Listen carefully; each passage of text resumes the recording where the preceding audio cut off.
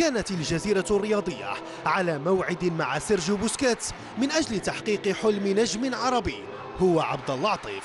اللاعب السعودي سبق له وأن عبر عن إعجابه بالدولي الإسباني من خلال إبراز صورته في بطولة غرب آسيا.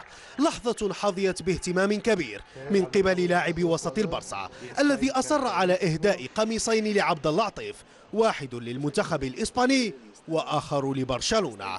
لفتة جميلة تؤكد مدى نجومية بوسكيتس داخل الملعب وخارجه، فهي تأتي في خضم الفرحة التي خلفها أول فوز رسمي للمدرب تاتا مع بطل إسبانيا.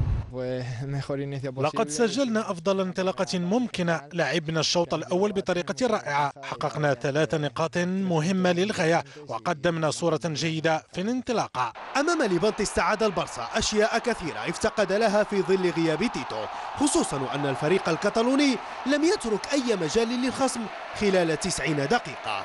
تألق ميسي ورفاقه عزز ثقة الجماهير في تاتا الذي سيدخل ذهاب كأس سوبر الإسبانية محاطا بالإشادات ومحملا بمسؤولية كبيرة، بما أن الأمر يتعلق بأول ألقاب الموسم.